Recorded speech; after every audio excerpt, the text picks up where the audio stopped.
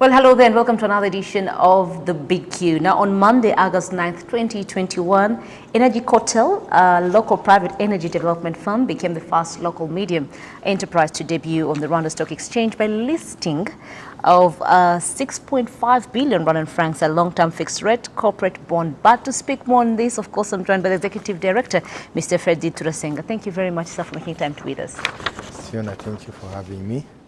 So tell us more, who is or what is ENERGICOTEL? ENERGICOTEL is, as the word says, it's an IPP, what we call independent power producer, and also consulting company. So in the word ENERGICOTEL, there is energy, consulting, and yes, transmission of electricity. And how long have you been here? How long have you been in this sector? We started in 2010, but I may say ENERGICOTEL itself is 7 years old. It is 7 years old. So, of course, we were used to hearing public investment, people diving into the energy sector. How and what pushed you to get to investing in this particular sector today? Look, energy sector, energy grows with economy. So when Rwanda was pushing for economic growth, so I was very lucky because it was the time I was finishing school. Then there was a lot of, you remember when RDB was, when RDB was starting, so there was a lot of encouragement. Different sectors, agriculture, but energy, because I studied electrical engineering. So I wanted to be part of this. Part of the vision. Part of the vision and the strategy. So maybe take us briefly, personally, through your journey in business that you found yourself here as a young person today. It's a long journey because I grew up, my family, my father was doing business.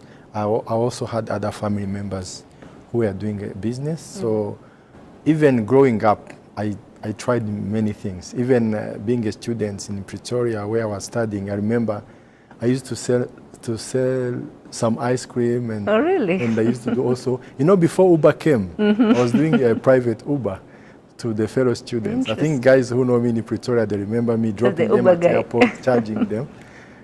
Yes, I think the South African government, I owe them some taxes. Some taxes.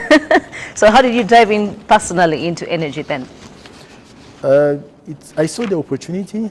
The government of Rwanda was really very serious in the way they organized the policy around the investments. They put in place a well-organized structure of opening up for IPP, what you call independent power producers, power purchase agreement, signed in the US dollars, government guarantees, and of course our market. Our market is a prepayment, electricity is prepaid. So that means a lot to the sector. Because by the time you generate electricity, somebody has prepaid it. Already? Yes, because you go to prepare electricity. That is true. By the time I invoice the utility, the money is in the account. The money is there, so it's a win-win for you. Yeah, it's a win-win for us as investors, win-win for the economy, win-win for, at large. Absolutely. Now that your company is public, how are you going to use this money? Because in terms of transparency, when we invest, say, in buying a bull, we also want to know what this company is going to use this money for. What is going to happen now? Our bond, though it is 6.5 billion, it was cut into tranches. Tranche one was to refinance our existing loan so that we finish with the banks and so that the new investors join us without having any loan, because it will be, you don't want to all too many people. Too many people. The bond holders, it's one type and aspect of financing. We didn't want to mix it with bank. So now the next tranche, which is 3 billion, it will be used now for the new projects and expansion. And the expansion of the project. Yes. So how much is a bond, if I should ask? Is someone like me be able to afford it or even buy it? The first tranche, we issued 3.5 billion, which was purchased 100%. Yes. And that's what we called, it was the primary, it was primary purchased by some bond holders currently, and it was listed on what you call secondary market, on Rwanda Stock Exchange. Today, primary, you could the minimum was 100 million, a coupon. Okay. Today, at the secondary market, a coupon is at 1 million. So it is at 1 million Rwandan francs per coupon. Per coupon. That's the minimum. That's the minimum. That's yes. What type of electricity do you produce? We in Rwanda we are producing through hydro.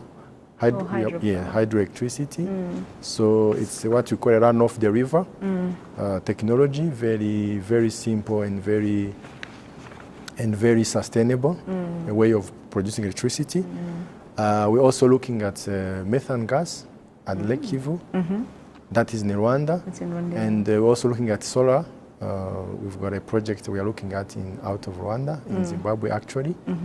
And also the RSE, we are looking at some hydro and solar projects as well. So you'd say that you perfectly fit in the country's vision to export electricity, because this is something that the government is really looking into, exporting electricity in the near future. Yes, very, very interesting. In fact, we call it export from the perspective of Rwanda. But the way energy, the behavior of energy as a service or as a commodity, it can really, it's the easiest service to be delivered cross-border because it's just through the wires and the metering. As long as two countries can agree on this cross-border trade, the rest is easy. Technologically, even to collect the payments, because you could just introduce a prepayment system and then the rest is just an easy operation to manage. That is true. Yeah. So how many countries are you in today? Because I believe not all countries have the prepaid kind of system. So how does it work when you move to other countries as well? Prepayment system of electricity is a program that is pushed very aggressively by World Bank, because it is a way to make the energy sector bankable and feasible. And it gives also, it creates a traffic of transactions between the utility or the IPP utility and the grid management company. So all countries are going by, it's not like it's a choice. It is the only way. If every country has to go by prepayment, at least for the retail consumers. So what you call the industrial consumers, they can still do post-payment, because for them it's so easy to, first of all, they are few, and it's so easy to measure what they are consuming. And otherwise, imagine dealing with 300,000 households in collection of bills. So that's why we get a lot of losses in between. That is true. Yes. So how many countries are you in today? So right now we are operating in Rwanda, of course, as a home, as our headquarters. We have an office in Harare as well. We have an office in DRC, and we are also working on a project in Kenya with another partner. So I may say, for the moment, those are the four countries. That you are working in. Industrialization has always been, something that people push for, especially governments. For you, do you feel that this is a win-win for you, especially that we are pushing for mechanization, we're pushing for industrialization? And do you feel in the future this is something that can be easily absorbed across all countries to ensure that we have electricity, but also industrialization is not left behind? If you look at this in two perspectives, first of all, we need to look at this to say, let's say, for example, Rwanda has got electricity. Right now, we are producing all our needs now. We are able to meet them. We've got neighbors who are still a little bit, who still have some load shedding. And load shedding is like when you don't have enough electricity supply, because electricity is supply and demand. They have too much. Unfortunately, it's not easy to store electricity. As you generate, people have to consume. And you've got mining in the industries on the other side. So for me, I see is an ecosystem which everyone will take advantage of in a positive way. So I will produce electricity, and as we produce more, it gets actually more affordable.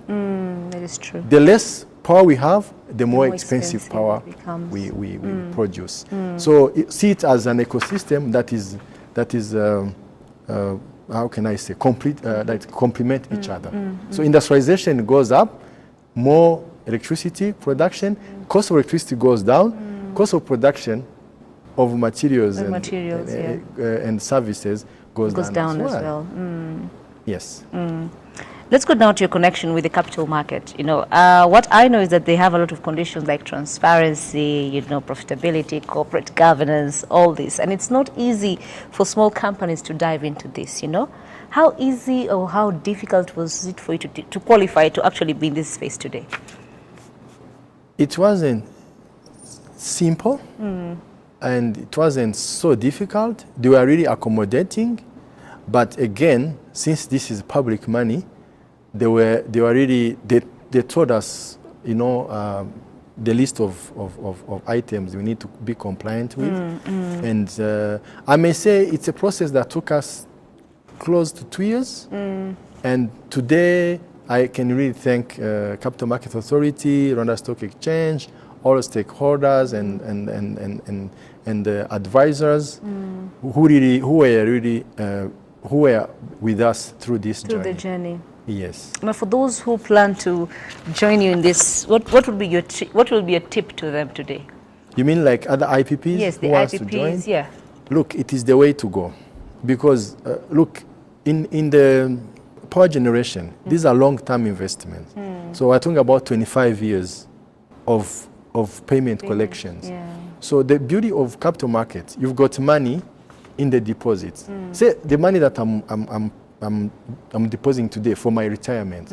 That money can be can serve to produce more power that we use every day, as it generates interest as well, so that my pension funds is kept in such a profitable investment. Also, I'm contributing at the same time to the growth of my economy. So I'm telling to all the IPPs, please don't get discouraged. It's very hard to produce, to finish a project. It's very complicated. It is complicated. Engineering-wise, technical-wise, financing, as far as financing is concerned, is not simple, but it is worth it. It is worth the journey is worth to walk. Well, we'll take a short break. Of course, when we come back, we're still talking about electricity and probably just tips and bits and bits, of course, of his journey towards the business. So do keep it the big key. RBA app is here. How to get it? It is easier than ever. Go on your home screen. Press Play Store or App Store. Type RBA. Search. There you go.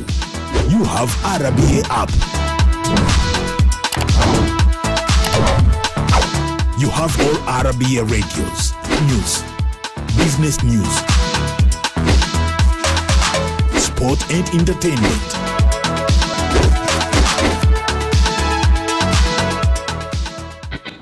Welcome back, and thank you very much for choosing to stay with us right here on the Big Key. Of course, I'm still talking to Mr. Freddy Turasenga. He is the Executive Director of ENERGICOTEL company. And of course, we've been talking about electricity throughout his journey. We have learned that, of course, you passed through the investment clinic.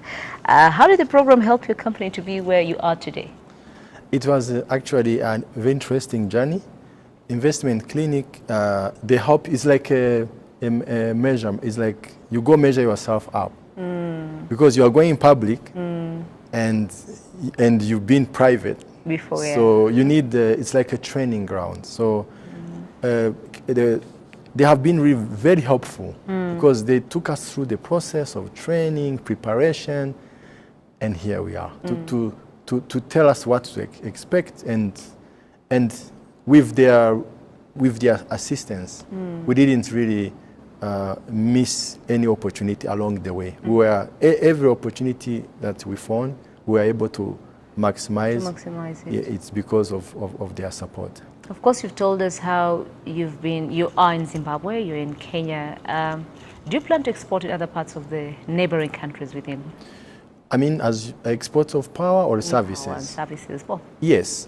When it comes to export of power, of course, we only export where we are interconnected. I'm talking about through transmission, distribution network, which is very easy with a smart technology that is available today.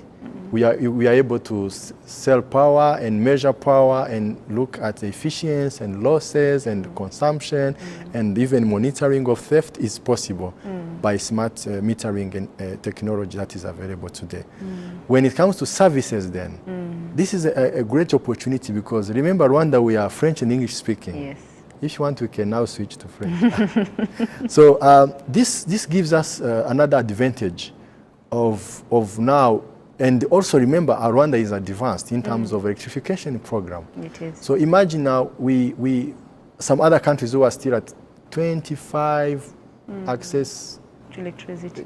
So now we can just go and give them some services. So this is an opportunity of creating employment and importing foreign currency in our country through job creation. Yeah, and even revenue repatriation through dividends and etc. It's a very good opportunity.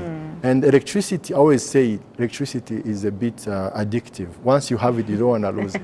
That's true. So those communities, once they have, they want more. And wanting more, they'll need more from us. Yeah. And needing more from us, we invoice more. So more money for you. Thank you. I want to take you back through your journey. You know, we have so many young people outside who haven't embraced the fact that they can come back home and work. You know, you went to school in Pretoria, like you've said. Yes. What pushed you to come back and invest in your country?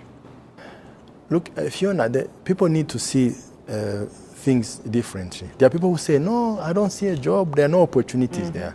Me, I saw there is no job, no opportunity. So the only opportunity is to create opportunities. To create opportunities. So that's what I'm telling them. You know, those guys that went to school with us, who are in the countries that are more advanced than us, we have more opportunities than them because we can come here and create things. That's true. They only go there and be fixed in the frame. I'm also a type of person who likes to be innovative and start things from scratch and say, I've made an impact here and there.